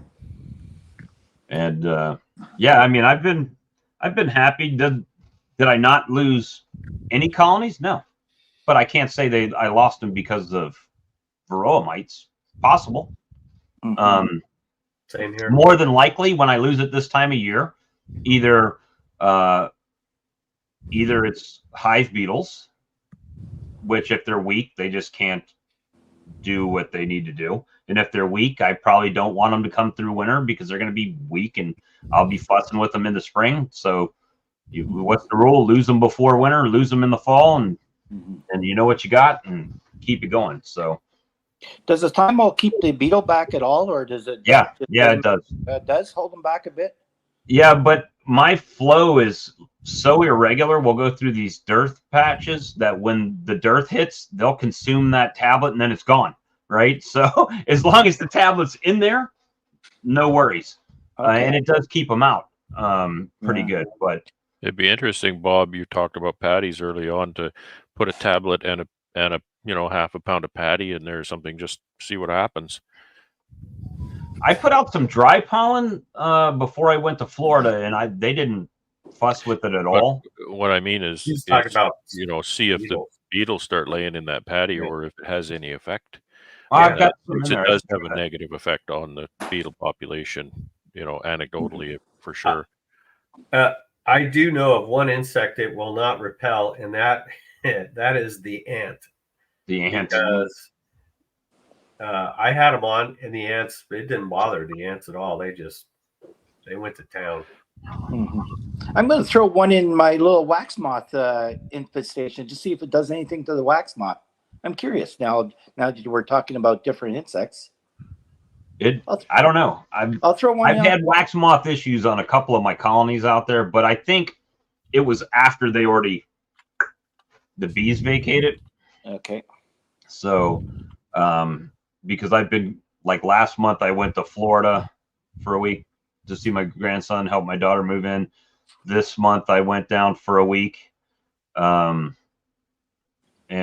so I've been kind of absentee beekeeping, so that's been kind of difficult to track exactly what caused something to happen, because by the time I get to it, it's already wrecked by wax moths or something after the fact, right?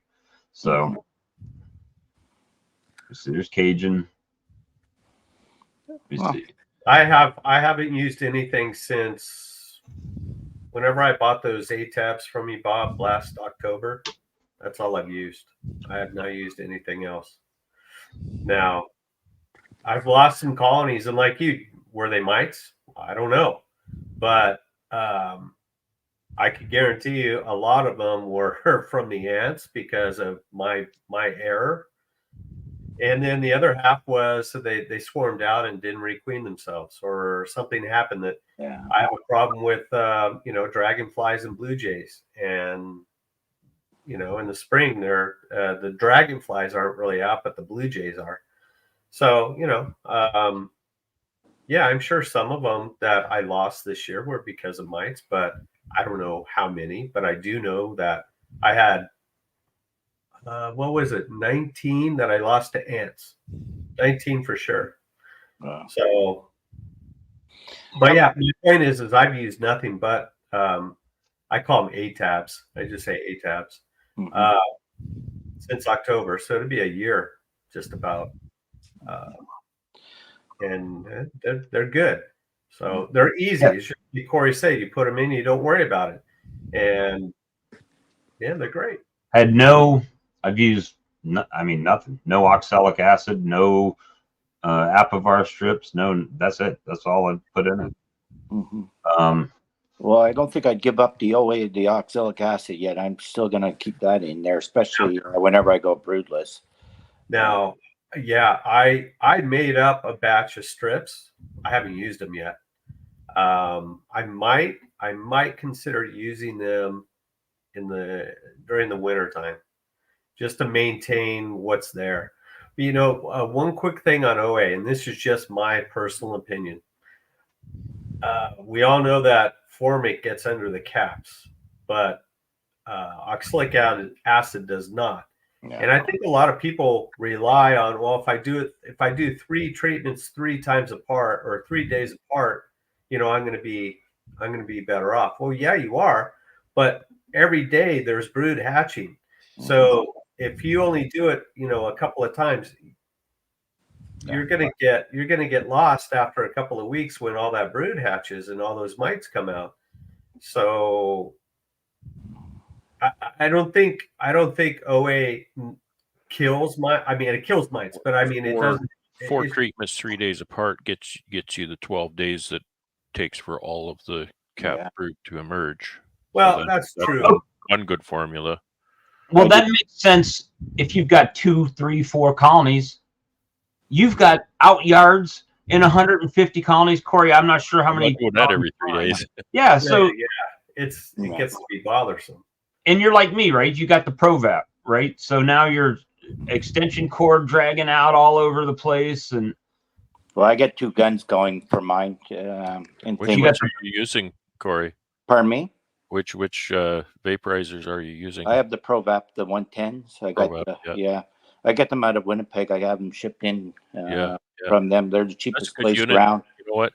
If people want to talk it down or whatever, but I used my old ProVap. It finally got a leak that I just can't fix, but I use it for years. That thing paid for itself 3 or 4 or 5 times over. That thing has got a lot of miles on it, and you know, I've used other vaporizers and they don't even last a season, and then you're fixing the thing and it doesn't work half the time. And Yeah. so I haven't yet tried out this new instant vap that I got, so I'm really looking forward to that. Yeah, Ian seems to like his, and I use the what I call the 4-4-4 method, and what that is it's 4 grams every 4 days apart for 4 weeks. You know, it goes good. Like last year, I think I did 7 treatments to make sure I got my mites, and whenever I was washing zeros at the end, and that probably saved me because I did have a mite issue in 2 of my yards where I did lose a lot of colonies. But the rest of them I was able to save, and I at least had something to build off this spring. You know, it goes. It works that way for me anyway. And I know I had this conversation with Brad before, but Todd, I'm not convinced that the formic gets underneath the cappings. Really? You know, It's not 100%. Yeah, I'll tell you that it can, but it's not 100%. So Yeah. don't expect it to be 100%. Yeah, I had bad luck thinking on that, and I'll tell you, as soon as I did my washers right after that treatment, within 2 days I was doing OAV treatments. You know, because it did nothing, and that was the 14-day, the 2-pad 14-day treatment. Variable. That I used it. Yeah. You know, so just be careful. Just do your washes, and then at least you know you're on top of it if it didn't work. Well, we did. Todd and I did. I called it the infinity hive. I mean, because I did a mite wash, and they're like, "What did it wash?" And I just was like, "Infinity," because I wasn't going to spend the time to count them. I mean, it was a lot, right? And that was right after I pulled the honey supers, or actually, yeah, it was right before I pulled the honey supers, and then I pulled the supers off of it, gave it an Appy tablet, closed it up. Conveniently enough, I accidentally washed the queen in my wash, so they went broodless. They had a brood break, is what I'm saying. And that was the time to use OAB. I gave them a brood break, and then to put tablets on it, and that was it. I mean, good to go. So, and they're still alive. There's still bees going in and out. So either I figured that they would die out, right? Even if you get a drone layer or you get a laying worker, it's gonna die. It's gonna die out because there's no reproduction going on, and so I just let it go. But it's still going. So evidently a queen got in there somehow. I need to go actually check it, but it's been a while since I've been in my colonies. I'm trying to do the more standoffish approach, right? I have had small swarms move into a queenless colony. I kid you not. It has happened to me, and it surprised the bejesus right out of me whenever it does, you know, because you wouldn't think that that would go, but either a small queen or a stray, a rogue queen, I'll have a queenless colony, and well, my cell builders seem to be a magnet for a rogue queen half the time. Virgins, you know, particularly virgins, can smell those queenless colonies, and they love to move in there.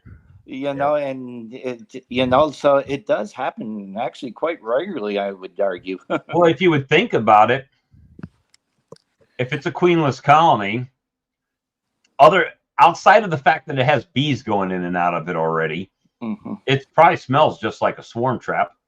I mean, it's just old comb, possibly a little bit of brood left in there. Well, and maybe that queenless roar that you hear is part of nature's mechanism to attract that too. Right? And there's no QMP. There's no QMP left in that hive. So that queen, that virgin, can definitely sense that. Good point. It's a possibility for sure. Well, I thought James was coming back. I don't know what happened to him. He got busy. He got busy with his new toy. He's got it all set up. If you haven't seen it, it looks impressive from his short. Of course, it's all clean and not being used right now, right? So it's like, ooh, shiny. But it looks really nice. I'll be interested to see, because he's got it plumbed, and from the video, when I was looking at the plumbing, I started having some questions on the way it was plumbed out of his extractor and everything. So it'd be interesting to see how it goes. Oh yeah, he got his line set up. And Brad's got some of your line set up right now? Yeah, I just got to kind of hook it all together. My line is give it a wash. My line is two things. That's it. An uncapper and an extractor. Uncapper and extractor. Well, mine's not much more complex than that. It's uncapper, extractor, and then it just drains into a sump and a pump and a tank. That's it. If you would have asked me 6 years ago, well, Bob, how much do you think you're going to end up spending on this beekeeping endeavor? I would have never thought in a million years that I would have the uncapper, the extractor, the bottling tank with the pneumatic valve, my wife creamer regularly. A creamer. Let's just say each one of those pieces of equipment cost $2,000. It didn't. Some of it was more than $2,000, but that's $10,000 right there. Just those 5 things. $10,000. Yeah, I'll tell you. 10 years ago, I had no idea I was going to be a beekeeper. And you know what, Bob? I'll be right back. I gotta get a refill. Yeah, I probably have no more than you have invested in my extracting line. Well, you got a lot of yours secondhand, right? I got all but one piece secondhand. I only bought one thing new, which is the. Well, you have the benefit of a bunch of commercial guys that are upgrading, so then they sell their. Yeah, you put the word out looking for something, and it won't be long. So yeah, it's only my melter that I bought new. I haven't bought anything else new. And I would have expanded. I would have gotten a clarifier until you talked me off the ledge. You're like, the amount of honey you got to put in it for it to work, you're not really producing. And it made sense. And then the second part of that was, oh yeah, that $2,000 pump you got to buy to pump the honey out. I'm like, throw that out. Do you think that would just be an inline pump that comes with the clarifier? Well, because a guy might have a pump or something, but I still want to build those. The pump that I have, it's just a little 1-inch bronze pump. But I want to build those. But you know what? I just put a new motor on my pump. The bearings are getting really dry and loud in the other one. So I just put a new motor on it until I can fix the old one. And the price of that motor and the price of the pump without the base plate to put it on, all the nuts and bolts to put it together, the pulley system is going to need 4 pulleys, I think, because it needs to step down in speed dramatically. Fittings and whatnot is going to cost me probably over $1,000 to build that pump. So you see why, you go to somewhere and they want $1,500 for that pump, and that's not $1,000 Canadian. So that's like $19.99 US. Yeah. Brad, would the pump that you want to rebuild, would you be able to use one of those variable speed controllers to it and not have to buy all that equipment? Those variable speed. Yeah. You're just trading, simplicity of kind of assembly, whatnot, because then you have to buy a 3-phase motor, right? No, you can get them single phase. I have one. Yeah, with a VFD on it? Yeah. Okay. Oh, yeah. See, I'm unaware of that. I don't know exactly how those work. But then you're introducing complexity. This thing, this has got the absolutely most complex thing in that. This is a induction motor, right? Because other than that, I've got a pump, which is dead simple, and pulleys and belts. So as far as something goes wrong and you're in a jackpot in the middle of your extracting season, the most complex thing that could possibly be is beetle it to Winnipeg, buy an electric motor at Princess Auto, beetle it home, and by the middle of the afternoon, you're back in business. And Yeah. I'm not saying one is better than the other.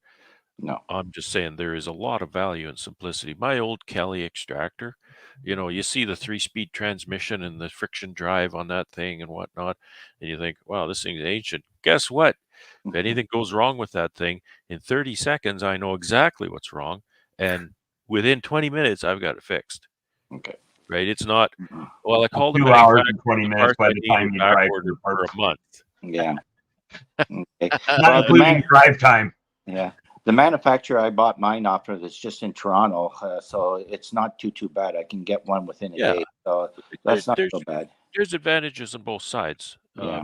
And it's just, you, Oh, I think no, I often hear it's you. overlooked when like Bob's extractor. I think your extractor has a VFD on it, doesn't it, Bob, to vary the speed and whatnot? Well, it does, but it's all electronically controlled, right? That's exactly what I'm talking about. It's all Yeah. electronically controlled. Mm-hmm. Something blows a circuit in there, and it's going to take you forever to kind of figure out, well, I guess the module is no good or something. And then, okay, get on the phone, right? Oh, license in Poland. We got to get that exactly. from them.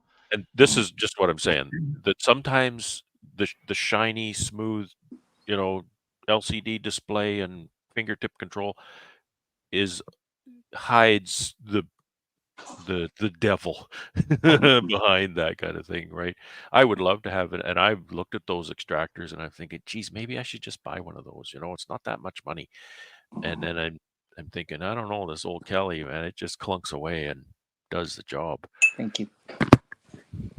That's I really like my extractor. I'm not saying there's other extractors aren't better or something. I mean, obviously the one I've got is the 30 frame Lyson, and it's the lower end of the 2 Lyson products that they make, but the for what I need, it works perfect.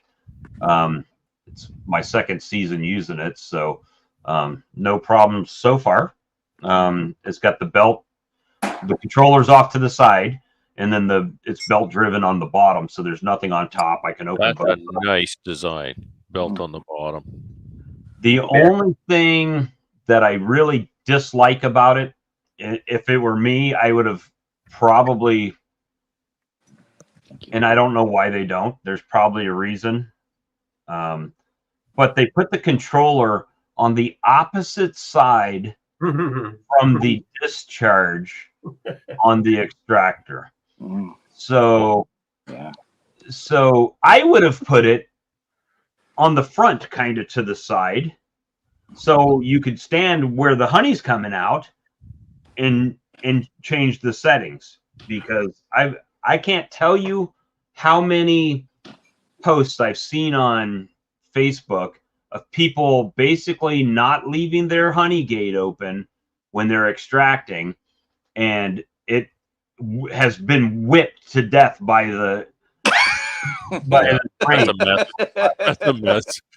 My very first season, I have one of those 20 frame licensed one there. It's the medium frames or something there or another. And I forgot to open up the gate on it and went in, and then it goes up the motors underneath. It went all over the pulleys. Oh, what a mess, but I don't have that problem anymore. Well, yeah, so I think it's when I first started, and it was this stream that kind of wisened me up. I think it was Brad that said it. I used to do that. I used to leave the gate closed and extract some honey out and then open it and let the honey run out and close it back. But you actually need to do it in reverse. So you leave the gate open. Yeah. And then when you need to change buckets, you close the gate, swap the bucket, then open the gate back up so the honey stays almost empty until the very last one. You pull everything out, and then you can do what you got to do. I love my extractor. I did 1,200 pounds this year and 1,200 last year, and it's simple. It's just a 2-frame hand crank, and I total enjoyment out of it. Okay. You got I can't do that. not for that one really big arm. I got my Popeye forearms. It's awesome. Talk about sweat running down in your eyes. Holy. Yeah. Did you try that whenever you were at 110 degrees too? Yeah. Well, that's the only time because I found when it's 110 degrees, the honey just flops right out of it. See, I don't know how I would do like you guys do. I couldn't pull 96 boxes of honey and put it in my honey house because I can't let my honey just set. Yeah. Because if there's any hive beetles in there, I would be slimed out by the time I got through to them. Yeah, that's a problem. Yeah. So I'm so thankful that I don't have that problem. Yeah, we don't have hive beetles here. Well, it's all around me, but I don't have any yet. And I say that because it's in Ottawa, Gatineau, down by Montreal, so it's all around me. But in my colonies, I do not have it yet. So I'll consider myself. Maybe it was your thigh mold, those epitablets. Well, it's helping this year. I don't know why I don't have them. I just don't have them yet. But then you got the winter too, right? Your ground freezes up and gets hard, and probably would kill anything that's burrowing. And then. Well, I don't know the kinetics of those beetles or how that actually works, because we get a lot of fluctuation with our temperature here in this area, because I'm right down on the St. Lawrence River, and it's not uncommon for us to be above zero, below zero, above zero, below zero, and that's just one week, So there's just that's the reason why I actually started wintering indoors, is to try and keep a more consistent temperature. I was going to say that's probably pretty hard on the bees. Now, I bet you I would have a higher. If I could do like you guys did and keep it at that constant temperature here, I think it would help me. Because I literally had snow on Wednesday, Saturday was 75, and then the following Wednesday I had snow again. Yeah. And then it was 75 again. Yeah. So and remember we talked about this, Bob, and I mean, I'm no scientist on how this works, but in my mind, there's that magic temperature range where the bees will loose cluster, they'll break cluster, and then they'll cluster tightly. So you've got that temperature range, and that you could say that's between, say, freezing and 10 C or 50 F kind of thing. You can that's kind of in there, and that temperature keeps fluctuating across that zone. I think that is just wicked on the bees, because I know for a fact from my experience in my bee yard that they do not react to temperature changes very fast at all. So if you're getting that wild swing overnight, they're not reacting to that. So they're dying. They're not able to put up with that. They need that swing once, and that's where we have a huge advantage here. We'll get that swing once in the fall, maybe a couple times, and then it goes really cold. The bees cluster tight, they stay warm. Bob's your uncle until spring, and then they start to warm up. So that's what I think of the killer is going across that zone, that clustering zone. Sure. If I was infinitely wealthy, I'd probably have them bring some of those refrigerated sea cans and pop them down and load them all in, right? And keep them refrigerated and see how that would at least. See, people around here, there are a couple of people. Most people don't use refrigeration even. So in the shoulder seasons, the spring and fall, it can get a little dicey to keep the building cool. But certainly in the winter, it's a pretty sure thing. Yeah, here, I'm starting to think about it more, but I just use just the ambient temperatures as well. I don't have refrigeration either. Yeah. You might have a little more difficulty than we have here, because I know your temperatures kind of swing a little more into the upper zone than it does here in the winter. Yeah. I don't know how on the latitude scale of Earth, how much further south we are, but I don't think it's a whole heck of a lot than what you are. You know what your latitude is? Well, we're right down on the U.S. Canadian border, so but Yeah, down by That's Lake a lot farther Ontario. north here than it is there. It's been a while since I've been in school, Brad. Sorry. Like I Corey, forgot. Toronto is about the latitude of Chicago. Okay. Yeah, we're just slightly north of Toronto. Toronto is kind of a southwest drive for me. Yeah, see, we're 50 here. I'm at latitude 50. Mm-hmm. Yes. So we're in between that yet. So I don't know what's Toronto then. I don't know. Okay. I'll tell you in like 2 seconds. Mm-hmm. Let me look Well, it then up. look up. You can look up my place. Oh, it's got to be quite a bit different because I know when I flew out of Winnipeg, it was a snow blizzard happening, and they took off. And when I got to Toronto, it was raining, and they delayed the flight. Yeah. So there's something going on there. Yeah.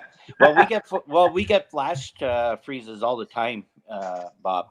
That's a common occurrence here, where we get about. You're north of Cornwall, aren't you? Yeah, just a little bit. Might as well just put in Cornwall because I'm that close. Yeah. So I don't know. I remember being on one of your lives before, and there was a guy from Maine. I don't quite remember the fellow's name, but we were talking about the basswood honey and stuff like that. And he was telling me he was saying on the live how many bass trees that he has, and I told him some too. Probably Alex and his magic unicorn of a basswood tree. You're at 45 degrees, Corey. 45 there. Yeah. Okay. Yeah. So you're good piece south of me. You're well, you're 50. 300 miles. Well, is that how thick how much distance there is in between the latitude line? About 70 miles. Oh, really? Okay. There's information I'll never use, but on a beach app. The beekeeping is all location, right, DC? Yeah. DC knows that. Well, guys, we've been going right at 2 hours for a little coffee chat in the morning. It's pretty good. I'm still drinking. I need my breakfast. Me too. And I appreciate all you guys. I'm going to tie up the live stream now and appreciate everybody coming on. I'm still planning to go live tomorrow night unless something comes up, which, things like that always happen. But right now, that's what I plan to do. And hopefully you all come back and bring some of your friends. We got 39 people watching right now after 2 hours. So that's pretty good for noon Eastern, 12:20 Eastern Standard Time on a Monday morning. Holiday morning. Bob a like, eh? Click that little like button there for Bob. Yeah, hit the thumbs up if you don't mind. It's not going to cost you anything, and it's not even going to strain your fingers to do it. And thank you for all the super chats. That was very much appreciated. That should help out. Pay maybe the internet bill. Maybe the internet bill. It might pay the internet bill in like 2 months when I get it from YouTube and keep the live stream going a little bit longer. But I appreciate everybody. Thanks for coming in, and we'll see y'all tomorrow night. See Bye now. Good day, everybody. Good night. Or good afternoon.